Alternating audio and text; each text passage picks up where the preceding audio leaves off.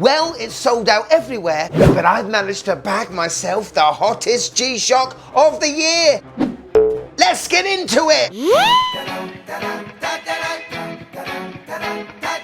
Yes, and welcome to the Mad Watch Collector Show. If I was to ask you what G-Shock is the most important one they ever made in the last 40 years, the answer has to be the original, doesn't it? Because without the first one, there would never be the fifth one. If Kiko Ibe didn't have such butterfingers and drop his very precious pocket watch on the floor, which smashed to smithereens, the concept of an anti-shock Casio may never have been born. So when I heard last year that Casio were going to launch their best yet like-for-like copy of that original DW5000C, internally I went, yippee! But boy, didn't it take long enough to come, certainly in the UK. And when it was released, I think it was about 10 to 12 hours, they had sold out. Now this watch is not a limited edition, so don't worry that it's sold out because they'll be coming back. But my job obviously is to tell you whether it is worth it buying, how it stacks up to the original, and how does it compare with all my other G-Shock squares. And let me tell you, there is one huge issue I have with this reissue. Are you G-Shock ready? Let's go.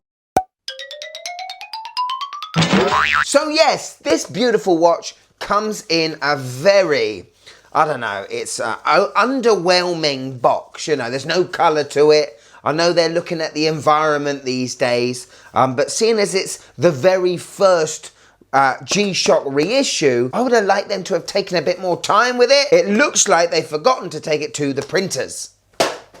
But ladies and gentlemen, here we are, the DW5000-R. And for those of you like me that are a bit of a G-Shock Square geek, we had to buy this, didn't we? Now, the important part of this watch is underneath the resin shroud and strap, but Casio use bio-resin these days, and all I'm going to say on that is it's a resin that's better for the planet, obviously. On first feel, it's definitely not as premium as my 5000U. It does feel a little bit like my DW5040, but look at that screen, the brickwork inside that red frame. I've just seen the word lithium at the top of the screen. That's a tip of the hat to the original. But funnily enough, I was more excited about the underside of this watch than the front part, because here we have a stainless steel case with a stainless steel polished screw-in case back,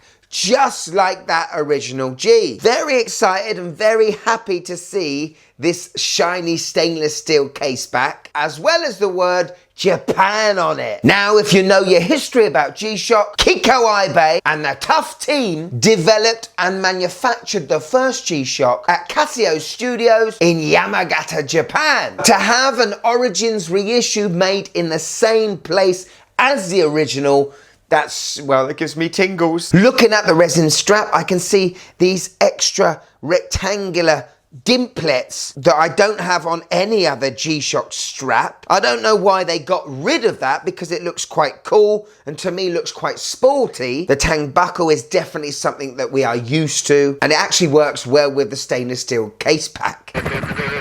Now, it's at this point I have to say a big thank you to YouTube channel Fratellini. Now, like me, he is a bit of a G-Shock nut, but unlike me, he's very lucky as he has his own original DW5000C. Recently, he was able to compare the new Origins reissue to his old one, and as you can see, it looks very similar, doesn't it? And you can see it is a tad smaller than the reissue. The reissue is also 10 grams heavier. Where that 10 grams comes from, I'm not sure. Maybe the more refined and slightly chunkier stainless steel construction. But you can see the case back of the original, very similar, isn't it? I'd say that the etching is definitely deeper in the new reissue and definitely better made. But the one glaring obvious difference between these two watches, you know, one that was made in 2024 and the one made back in 1983, the 40-year-old G-Shock has a clearer screen.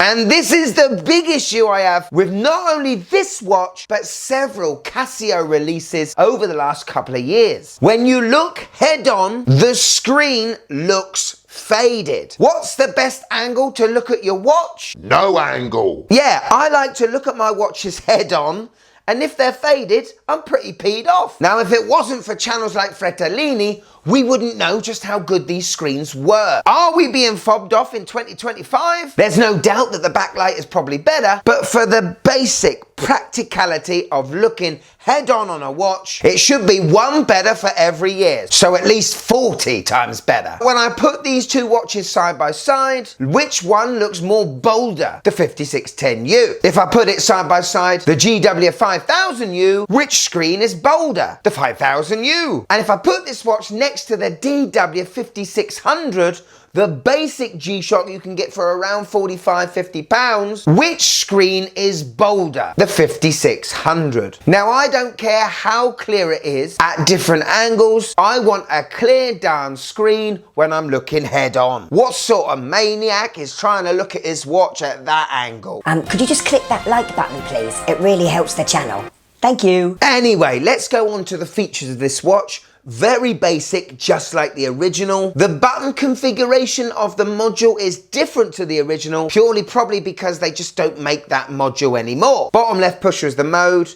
We have an alarm, a countdown timer, a stopwatch, and that is it. What I do like is that when you're in the countdown or the stopwatch mode, you have the time displayed in the top right corner. Hello. On my 6.5-inch wrist, and this watch does look lovely. It feels nice. I really love the dimplets on the strap, I must admit. Simple things, isn't it? Light, but not too light. And I love the fact you can just about see that polished stainless steel under the wrist there. Yeah. This is definitely a watch I had to buy. No doubt it had to be in my collection. If you are a G-Shock Square nerd, you have to have it. But is it worth it?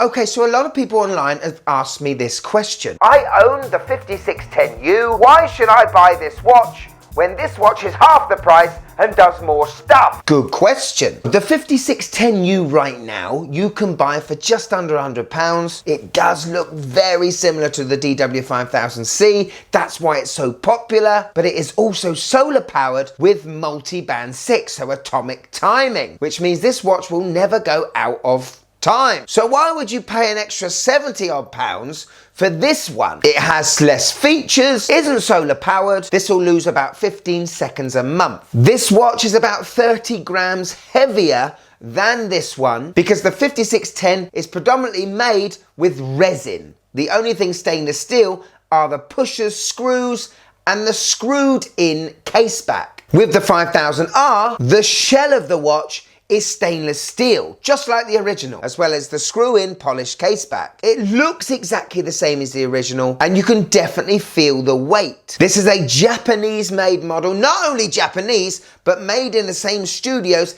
as the original G, and it is an actual licensed reissue of that DW5000C. And that is where the value comes in, my friends. Sometimes the value just isn't in the price or the features, it's what the whole package gives you. Now, without this reference, we would never have had this one, this one, this one, or this one, which is why this is so cool.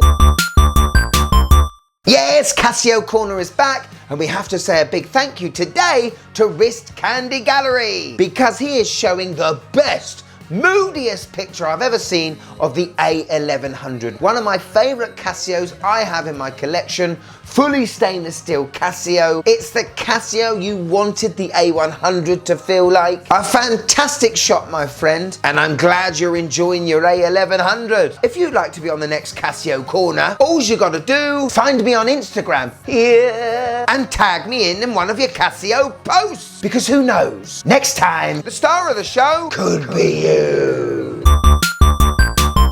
Thank you so much for watching till the end. If you want a bit more than Mad Watch Collector, click there and join. But if I've got you for a few more minutes, why don't you check out my G-Shock collection?